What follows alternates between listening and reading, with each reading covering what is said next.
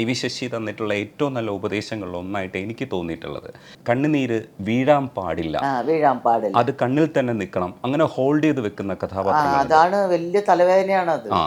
അതിങ്ങനെ നിൽക്കണം എന്ന് പറയും. ഞാൻ പറയും ശശിട്ട് ഇങ്ങനെ നിന്ന് അത് എങ്ങനെ നിൽക്കും, അത് അതിൻ്റെ അടുത്ത് പറയാൻ പറ്റുമോ എന്നൊക്കെ ചോദിക്കും ഞാൻ. അല്ല പറയാതെ നീ എന്താ പുഴ ഒഴുകുന്നു, ഇവിടെ ഒഴുകാൻ പാടില്ല എന്നറിയും. അത് മരിക്കുന്ന സീന് വന്നാല് കരയണ്ടെന്ന് പറയും. കരയാൻ പാടില്ല. എന്നിട്ട് ശരിക്കും മരിക്കുന്ന വീട്ടിൽ പോയാൽ ശശിയേട്ടനും ഞാനും അങ്ങനെ പോകുമ്പോൾ എല്ലാവരും കരയും. ഞാൻ പറയും ശശിയേട്ടാ കണ്ട ഒഴുകുന്ന എങ്ങനെ ഒഴുകുന്ന നോക്കി കണ്ണിന്നേരം.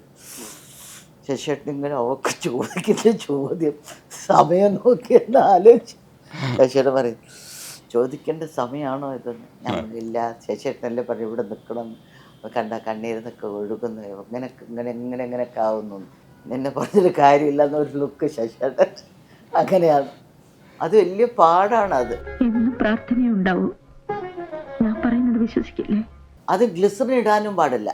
ഗ്ലിസറിൻ ഇട്ടാൽ ഒഴുകും. അപ്പം മനസ്സിൽ ആ ഫീലിംഗ് കൊണ്ടുവരാൻ പറയും.